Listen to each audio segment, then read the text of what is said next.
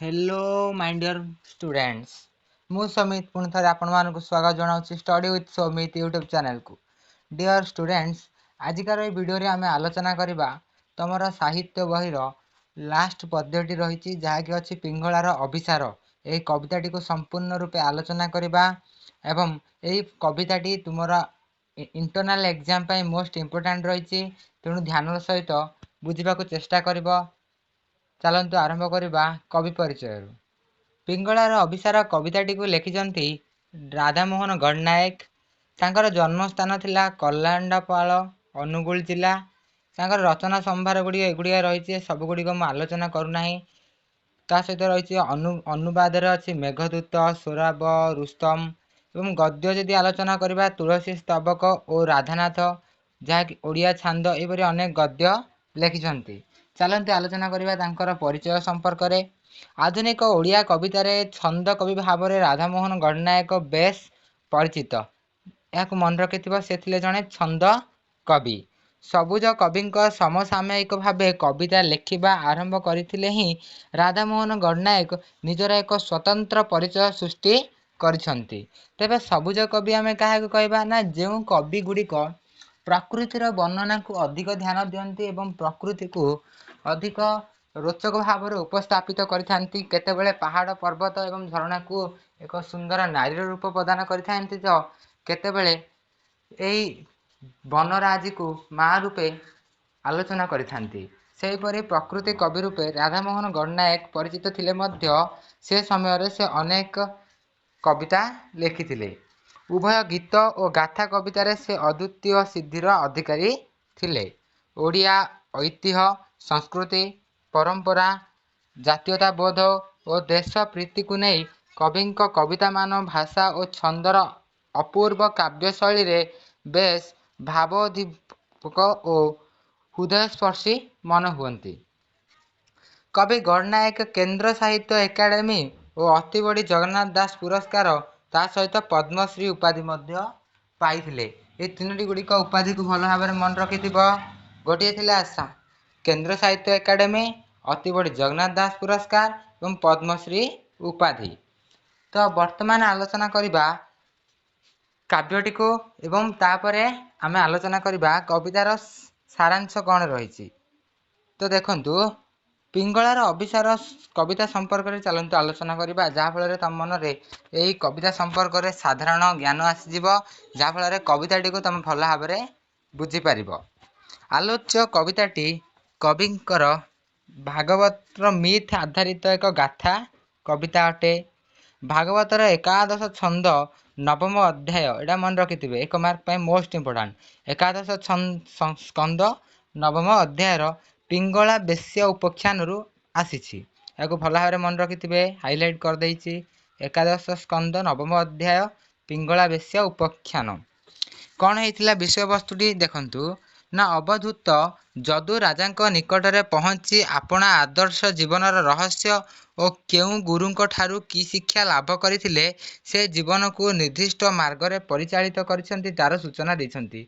ना जड़े राजा थिले जदु राजा पुराण पौराणिक काल रे से समय रे अवधूत जड़े थिले गुरु जे सी कौन करथिले ना सन्यासी थिले। से तांकर 24 जन गुरुंक ठारू से अनेक अनेक ज्ञान लाभ करथिले। से जे 24 जन गुरु थिले से 24 जन गुरुंक मध्य पिंगला बेश्या थिला मध्य जड़े अन्यतम। तो देखिबा तो पिंगला थिले जड़े से विदेह नगरी नटी और 12 विलासिनी थिला। जीवन जाक से केते रसिक नागरिक को खुशी करी अर्जन करी असुमारी अर्थ। दिने संध्या समय जड़े संभ्रांत धनी युवक संकेत दे जाइछंती तापुर को आसबे बोली किंतु से न आसबारु अपेक्षामाण और बासक सज्जा पिंगलार भावांतर घटी। प्रहरक परे प्रहर बीती जाइछि। शेषरे तृतीय पहर को पिंगलार चेतना जाग्रत होइछि। ता हृदय रे कामनार ढेउ परिवर्ते से उपलब्धि करछि मो प्राणनाथ अच्छी पासे मुहि न देखे मोह बेसे। धन संपत्ति सकल प्रजुज्य रूप यौवन को छाड़ी पछरे छाड़ी पिंगला हो जाइछि सन्यासिनी। से सन्यासिनी पिंगलार उत्तरण चित्र प्रदान करछंती कवि राधामोहन गणनायक। तो कौन विषय वस्तु रही ना जड़े पिंगला जी कि 12 विलासिनी एवं विदेह नगर नटी बा नर्तकी थिला जी कि निज देह त्याग करी रसिक नागर मानक निज आड़ को आकर्षण करुला एवं अर्थ अर्जन करुला। जड़े साम्राट धनी युवक थरे ता पाखक आसवाई कही किंतु राति 3टा बीतीगला किंतु आसिले नाही जहाँफल ता मनरे भावांतर घटी से जानवा चाहिए संसार मोह माया सबको त्याग करी से आज साजी जाइए जड़े सन्यासिनी एवं प्रभु श्रीकृष्ण निकट में प्रभु जगन्नाथ निकट में निजक समर्पी दे से मोह भावना गुड़ी को त्याग करी आज से विदेह नगर को छाड़ी चली जीवार दृश्य को कवि राधामोहन गणनायक ए संपूर्ण कविता माध्यम आम पाखे उपस्थित कराई रही विषय वस्तु। तेणु चलतु डेरी नक आलोचना करने संपूर्ण कविताटी को। न आसबाऊ रसिक नागर न आसबाऊ पुरे 12 बधु मुही पिंगला आज चली जाऊँगी दूरे फूल सेज आउ सेजाइबी नाही नीति राति सारा बसी केली दीप आउ जालिबी नाही मु शून्य सुहागे रसी। कौन होइछि ना विषय वस्तुटी आम जानिले थरे कौन होइछि ना पिंगला नामक जड़े बेश्या 12 विलासिनी थरे विदेह नगर से नटी तेणु विदेह नगर में थरे जड़े साम्रांत युवक ताकू कही आसवाई किंतु रात्र पर राति बीती जाइछि किंतु से धनी युवक ताक पाखक आसी ना जहाँफल विदेह नगर से नटी कौन कहूँ ना से रसिक नागर आउ केबे मध्य पाखक आसब नाही।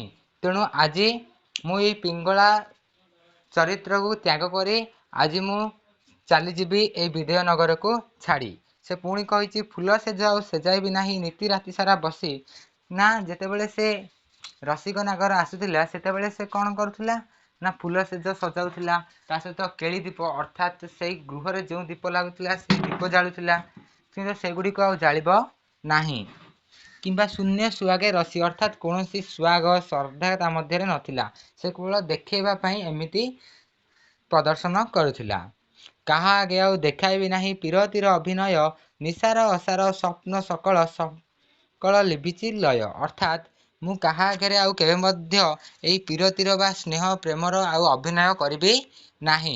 आज मोर जो आशा थिला जो स्वप्न थिला से सबुगुड़िक आज भांगी चूरमार हो जाइछि।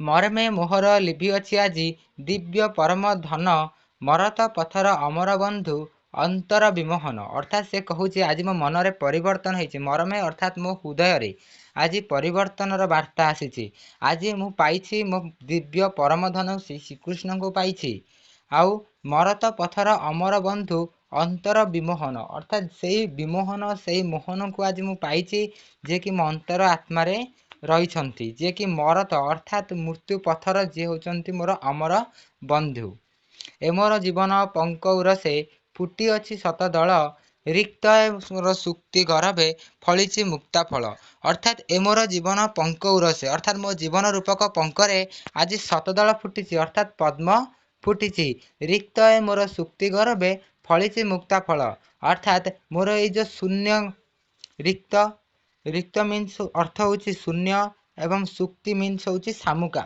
सामुका रूपक सामुका माने खाली शून्य रूपक सामुका मध्य आज कौन है मुक्तर फल मु पाइछि लोढ़ा नाही मोर धन संपद मणिकांचन माला लोढ़ा नाही मोर विलास कुंज ए चारुचित्रशाला अर्थात मोर ए धन संपत्ति आउ किछि लोढ़ा नाही आज मु सेई श्रीकृष्ण पाखक चली जीवी मोर आउ ए विलासर कुंज अर्थात ए विलास व्यसनर जीवन एवं ए गृह मते आउ धन संपद मोर आउ किछि ए लोढ़ा नाही। न आसबा रसिक नागर न आसबा पुरे 12 बधु मुही पिंगला आज चली जाऊँगी दूरे अर्थात मु से रसिक नागर आ मो पाखक आसब नाही आ मु 12 बधु पिंगला आज यही विदेह नगर को छाड़ी चली जाऊँगी। नेक्स्ट दृश्य कौन रही आज ए मथुर निषिध लगने मेदुर धरणी सारा गगने हसई मोहन इंदु हसई मुग्ध तारा दिशी दिशी पुणी उछुली पड़े शुभ्र जोत्स्ना सिरी स्निग्ध समीर मधुर लहरे बसी आसे थिरी थिरी। आज ये मधुर निशीथ लगने मेदुर धरणी सारा अर्थात से कहला प्रथम दृश्य मुझे विदेह नगर एवं घर को छाड़ी चली जाऊँगी द्वितीय दृश्य कौन हो से घर त्याग करी चली चली रास्तार आसूची ନା ସେ ଦେଖିଛି ନା ରାତି 3ଟା ହେଲାଣି, ସେ ସମୟଟା ପୁରା କ'ଣ ନିଷିଦ୍ଧ ଅର୍ଥାତ୍ ପୁରା ଶବ୍ଦହୀନ ହୋଇଯାଇଛି ଏବଂ ପୁରା ସମ୍ପୂର୍ଣ୍ଣ ଧରଣୀ ସାରା ଗଗନରେ ଅର୍ଥାତ୍ ଆକାଶରେ ମୋହନ ଇନ୍ଦୁ ହସୁଛି ଏବଂ ହସୁଛି ମଧ୍ୟ ଅନେକ ତାରାପୁଞ୍ଜ ମାନେ ଦିଶି ଦିଶି ପୁଣି ଉଛୁଳି ପଡ଼ଇ ଶୁଭ୍ର ଜ୍ୟୋତ୍ସ୍ନା ସିରି ଅର୍ଥାତ୍ ଜହ୍ନ ଆଲୋକ ମଧ୍ୟ ଚାରିଆଡ଼େ ଛିରି ପଡ଼ିଛି। ସ୍ନିଗ୍ଧ ସମୀର ମଧୁର ଲହରେ ବହି ଆସେ ଥିରି ଥିରି। ନା କ'ଣ ହେଉଛି ନା ସେ ସମୟରେ ସମୀର ଅର୍ଥାତ୍ ପବନ ଧୀରେ ଧୀରେ ଧୀରେ ଧୀରେ ବହି ଆସୁଛି।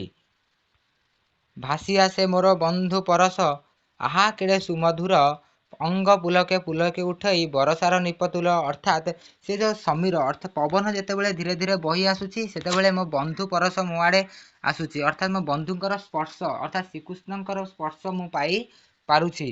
ଆହା ଏଇଟା କେତେ ସୁମଧୁର ବୋଲି ସେଇ ପିଙ୍ଗଳା କହିଛି। ଅଙ୍ଗ ପୁଲକେ ପୁଲକେ ଉଠେଇ ବରସାର ନିପତୁଲ ଅର୍ଥାତ୍ ନିପତୁଲ ମିନ୍ସ ଅର୍ଥାତ୍ ହେଉଛି କଦମ୍ବ ଗଛ ଯେତେବେଳେ ବର୍ଷା ହେଉଛି, ବର୍ଷାର ପାଣି ପାଉଛି, ସେତେବେଳେ କଦମ୍ବ ଗଛରେ କଦମ୍ବ ଫୁଲ ଫୁଟୁଛି। ସେହିପରି ଆଜି ମୋ ଭାଗ୍ୟ ଚକ୍ରରେ ଏବଂ ମୋ ହୃଦୟରେ ନିପତୁଲ ଫୁଟିଛି।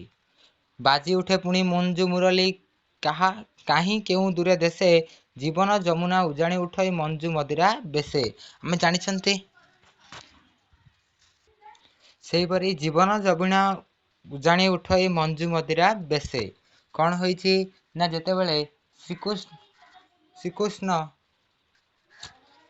ଶ୍ରୀକୃଷ୍ଣ ଯମୁନାକୁ ଆସୁଥିଲେ ରାଧାଙ୍କୁ ଦେଖିବା ପାଇଁ, ସେତେବେଳେ ରାଧାଙ୍କ ମନରେ ଯେଉଁ ପ୍ରେମ ଭାବ ସୃଷ୍ଟି ହେଉଥିଲା, ସେହିପରି ଆଜି କ'ଣ ହୋଇଛି ନା ବିଦେହର ନଟି 12 ବିଳାସିନୀ ପିଙ୍ଗଳା ମଧ୍ୟରେ ମଧ୍ୟ ସେହିପରି ପ୍ରେମ ଭାବ ସୃଷ୍ଟି ହୋଇଛି। ପାଷାଣ କାରାମ ଯାଇଅଛି ଆଜି, ଜାଗିଛି ମୁକ୍ତ ଧାରେ, ଯାଉଅଛି ଆଜି ଜୀବନର ମମ ପ୍ରିୟତମ ଅଭିସାରେ। ଆଜି ପାଷାଣର କାରା ଅର୍ଥାତ୍ ପଥରର ସେହି ପିଞ୍ଜରା ଆଜି ଭାଙ୍ଗି ଯାଇଛି ଏବଂ ମୁଁ ମୁକ୍ତ ଭାବରେ ମୁକ୍ତ ତଟିନୀ ଭାବରେ ମୁଁ ବୋହି ଚାଲିଛି। ଆଜି ମୁଁ ଯାଉଛି ମୋ ପ୍ରିୟତମଙ୍କ ଅଭିସାରେ ଅର୍ଥାତ୍ ମୋ ପ୍ରିୟତମ ଶ୍ରୀକୃଷ୍ଣଙ୍କୁ ପାଇବା ପାଇଁ ମୁଁ ଯାଉଛି। ନାହିଁ ଆଉ ମୋର ବାଧାବନ୍ଧନ ସକଳ ଯାଇଛି ତ୍ରୁଟି, ମୁକ୍ତ ଚାରିଣୀ ତଟିନୀର ସମ ଯିବି ମୁହିଁ ଆଜି ଛୁଟି। ଅର୍ଥାତ୍ ଆଜି ମୋର ସମସ୍ତ ବାଧା ବନ୍ଧନ ସବୁକିଛି ସକଳ ଅର୍ଥାତ୍ ସମସ୍ତ ତ୍ରୁଟି ଯାଇଛି। ଆଜି ମୁଁ ମୁକ୍ତ ଚାରିଣୀ ତଟିନୀ ପରି ଅର୍ଥାତ୍ ମୁକ୍ତ ନଦୀଧାରା ପରି ପାହାଡ଼ର କୂଳେ କୂଳେ ମୁଁ ଆଜି ଛୁଟି ଚାଲିବି ଅର୍ଥାତ୍ ଧାରେ ଧାରେ ଆଗେଇ ଚାଲିବି। ଶତ ବନଗିରି କାନ୍ତରେ ବୁଲି ଭେଟିବି ପ୍ରେମର ଧନ, ବନ୍ଧୁ ମୋ ପ୍ରେମ ସିନ୍ଧୁ ଚରଣେ ଢାଳି ଦେବି ଏ ଜୀବନ। ଅର୍ଥାତ୍ ମୁଁ ଶତ ଶତ ବନଗିରି କାନ୍ତରେ ଜଙ୍ଗଲରେ ବୁଲି ବୁଲି ଆଜି ମୁଁ କ'ଣ କରିବି ମୋ ପ୍ରେମର ଧନ ଅର୍ଥାତ୍ ଶ୍ରୀକୃଷ୍ଣଙ୍କୁ ଭେଟିବି। ବନ୍ଧୁ ମୋ ପ୍ରେମ ସିନ୍ଧୁ ଚରଣେ ଢାଳି ଦେବି ଜୀବନ। ଅର୍ଥାତ୍ ମୋର ଏହି ସମ୍ପୂର୍ଣ୍ଣ ଜୀବନକୁ ଆଜି ମୋ ବନ୍ଧୁଙ୍କ ପ୍ରେମ ଚରଣରେ ଢାଳି ଦେବି। ଦେଖନ୍ତୁ ତୃତୀୟ ଦୃଶ୍ୟରେ କ'ଣ ରହିଛି, ନୁହେଁ ମୁଁ ଆଜି ବିଦେହର ନଟି, ନୁହେଁ 12 ବିଳାସିନୀ, ଜଗତର ପଥେ ଯାଉଅଛି ଆଜି ପ୍ରେମର ସନ୍ନ୍ୟାସିନୀ। ସେ କହୁଛି ଆଜି ବର୍ତ୍ତମାନ ମୋ ବିଦେହର ନଟି ଅର୍ଥାତ୍ ବିଦେହ ନଗରୀର ସେହି ନର୍ତ୍ତକୀ ହେଇ ନାହିଁ କିମ୍ବା 12 ବିଳାସିନୀ ଆଉ ହେଇ ନାହିଁ। ଆଜି ମୁଁ ଏ ଜଗତ ପଥରେ ଯାଉଛି ହେଉଛି ମୁଁ ପ୍ରେମର ସନ୍ନ୍ୟାସିନୀ। ମୁକ୍ତ ଭୁବନେ ବୁଲିବି ହରସେ, ମୁକ୍ତ ଆକାଶ ତଳେ ଧୋଇବି ପ୍ରାଣର କଳୁଷ କାଳିମା ତିକ୍ତ ଲୋତକ ଜଳେ। ଅର୍ଥାତ୍ ମୁଁ ଆଜି ଏହି ମୁକ୍ତ ଭୁବନରେ ବୁଲିବି ହର୍ଷରେ ହସରେ ଖୁସିରେ ମୁଁ ଆଜି ମୁକ୍ତ ଆକାଶ ତଳେ ବୁଲିବି ଏବଂ ଧୋଇବି ମୋର ଏହି ପାପର ଯେଉଁ କଳୁଷ କାଳିମା ରହିଛି ତାକୁ ମୋ ତିକ୍ତ ଲୋତକ ଜଳରେ ଅର୍ଥାତ୍ ମୋ ଲୁହରେ ଏହି ପାପ ଗୁଡ଼ିକୁ ଧୋଇବି। କ୍ଷୁର୍ଣ୍ଣ ଏ ମୋର ଯୌବନ ଧନ, ପୂର୍ଣ୍ଣ ଏ ମୋର ରୂପ, ପିରତି ଅନଳେ ଜାଳି ପ୍ରିୟ ଲାଗି କରିବି ଆରତି ଧୂପ। ଅର୍ଥାତ୍ କ୍ଷୁର୍ଣ୍ଣ ଏ ମୋର ଯୌବନ ଧନ ଅର୍ଥାତ୍ ମୋର ଏହି ଯୌବନ ଧନ କିଛି ନାହିଁ, ମୋ ରୂପ ଯୌବନ ଏସବୁ କ୍ଷୁର୍ଣ୍ଣ ଆଜି ନଷ୍ଟ ହୋଇଯାଇଛି। ଆଜି ମୋର ଏଇ ଯେଉଁ ପ୍ରେମ ରୂପକ ଅନଳ ଜଳେ ଅର୍ଥାତ୍ ମୋର ଏଇ ଯେଉଁ ପିରତି ରୂପକ ମୋର ଏଇ ଯେଉଁ ପ୍ରେମ ରୂପକ ଯେଉଁ ଆଖିର ଲୁହ ରହିଛି ସେଇ ଲୁହରେ ଏବଂ ମୋର ଯେଉଁ ରାଗ ରହିଛି ସେଇ ରାଗରେ ଏବଂ ମୋହରେ ସବୁଗୁଡ଼ିକୁ ମୁଁ ଆଜି ଜାଳି ପାଉଁଶ କରିଦେବି ଏବଂ ସେଥିରେ ମୁଁ ଧୂପ ଜାଳି ମୋର ପ୍ରିୟଙ୍କୁ ଆଜି ମୁଁ ପୂଜା କରିବି। ଉଷା ଉଷା ଶିର ଗଗନରେ ଦେଖିବେ ବନ୍ଧୁର ରୂପ ବିଥି, ଗଗନ ଭୁବନେ ପବନେ ପବନେ ଶୁଣିବି ମୁରଲି ଗୀତି। ଉଷା ଉଷା ଶିର ଅର୍ଥାତ୍ ସକାଳ ହେଇ ହେଇ ଆସୁଛି, तो पाहांतियारे कौन हम ना गगनर आकाशर समस्ते मो बंधु होई देखिबे कौन देखिबे ना मु आज किपरि भाव मो बंधु मुरली गीत को शुणिबी। ज्योत्स्ना निशिर पुलके पीबी बंधुर हास सुधा भूलबी प्राणर आकुल पियासा भूलबी प्राणर क्षुधा। अर्थात आज ये ज्योत्स्ना शिर अर्थात जो जह्नर आलोक पड़ुछि से आलोक आज मु बंधुकर से हास सुधा को पान प्रेम पान करी एवं भूलि प्राणर आकुल पियासा एवं जो मोर मध्य जो क्षुधा थिला जो शोष थिला ताकू आज मु मेंटेइबी। धरणीर तृण तलप उरसे शोइबी हरस भोले ऊर्ध्वे नीलिम गगन बिताने अनाई मुग्ध डोले। बंधु सपन देखु देखु मुहि बुझिबी ए मोर आखि चंद्र तपन साक्षी रही गगन भुवन साक्षी। से कहूची धरणीर तृण तलपे अर्थात मुझे माटी रे आज घासरे आज मु शोइबी हसरे शोइबी। ता सहित कौन करी ना ऊर्ध्व अर्थात आकाश को गगन को मु आज अनै चाही रही बंधुर सपन को देखी देखी मु आज मोर आखि बुझिबी एवं यही सब दृश्य गुड़ी को चंद्र तपन समस्ते आज गगन और भुवन मध्य साक्षी होई रही। चतुर्थ दृश्य रही विदाय नेउछि विदेह नगर विदाय नेउछि आज भूली जाओ मते भूली जाओ मोर घूर्ण्य कलुष राज। से पुणी कही हे विदाय नगर विदेह नगर आज मुझे विदाय देउछि आउ मते भूली जाओ एवं मोर जी सब कलुष पाप रही से पाप गुड़ी को मध्य भूली जाओ। से पर रही सरगर मुहि अमर कन्या मुहि नारी मुहि देवी पुण्य मरते पतिता साजिली घूर्ण्य जीवन सेवी।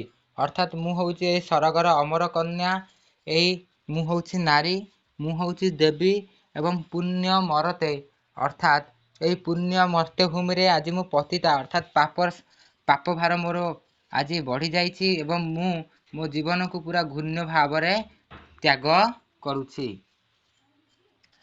अमृत पी आसीथिली हेठी हायरे करिले किस सर्पिणी सम सृष्टिर तले सृजिले विषम विष। अर्थात मु होउछि नारी मु होउछि देवी मु होउछि अमर कन्या मु अमृत पान करी एई धरा पृष्ठ को आसीथिली किंतु एठी आसिला परे मु कौन कली ना सर्पिणी परी मु एई साप देहरे कौन रही केवल विष रही ता देहरे केवल अमृत रहिबो कि ना। तो आज मु कौन करछि ना से सर्पिणी परी एई मर्त्यपुर रे मु मोर जेती विष थिला सब विष गुड़ी को त्याग करी चलिली। से विषर तापे जगत जालिली से तापे जलिली आपे पुण्य जीवन पुण्य भुवन भरीदेली खाली पापे। अर्थात से विष को मु पान कली एवं मु निजे जलिली ता सहित जगत को मध्य जालीदेली एवं ये जो पुण्य भुवन थिला धरापृष्ठ थिला ताकू केवल मु पाप पूर्ण करदेली। जीवनर मोर प्रियतम आज देखिए कलुष गति मंजू मधुर मुरलीर रते डाकई आदर अति। अर्थात मोर जीवनर मम से प्रियतम आज मोर यही कलुष पापपूर्ण गति को देखी मते आज आचरण को देखी मंजू मधुर मुरलीर रते अर्थात मंजू मधुर से बंशी बजई बजई मते आज तांको आड़ को डाकी नौछंती से मोर परम पुरुष पतित पावन बंधु से मोर विश्व परस मणि पुण्य परसे स्वर्ण करिबे ए मोर अंग पुणी। अर्थात से ही पतित पावन हे जगन्नाथ जे कि मोर बंधु तांके होउचंती विश्वर परसमणि अर्थात से जहाँ को स्पर्श करती से पुण्य माने पूरा शून्य स्वर्ण रे परिणत हो जाए एवं तांको स्पर्श पाई मोर जीवन पूर्ण हब शून्य हब स्वर्ण हब आ मो अंगर जेतिकी पाप भार थिबो सब गुडी को आज लोप पाइबो। अंतिम रे पुणी थरे से कहिछि विदाय नेउछि विदेह नगर विदाय नेउछि आज भूली जाओ मते भूली जाओ मोर घूर्ण्य कलुष राजी। हे विदाय नगर मते भूली जाओ एवं आज एठारु मु विदाय नहीं जाउछि मु जहाँ भी कलुष रखिछि जहाँ भी पाप करछि से पापर गुडी को तमे आज भूली जाओ। एही परि भावरे से विदेहर नटी बार विलासिनी पिंगला आज अमर कन्या रे परिणत होइछि। एठी एही कविताटी शेष होइछि। यह थिला तमर लास्ट कविताटी बा पद्यटी जहाँ कि मु फास्ट तुम पे क्लास नहीं आछि ना इंटरनल पे एटा मोस्ट इंपोर्टेंट रहिछि तेणु याकु भल भाबरे पढ़िबो एवं जहाँ भी डाउट थिबो कमेंट सेक्शन रे निहाती जणैबो। Thank you all of you.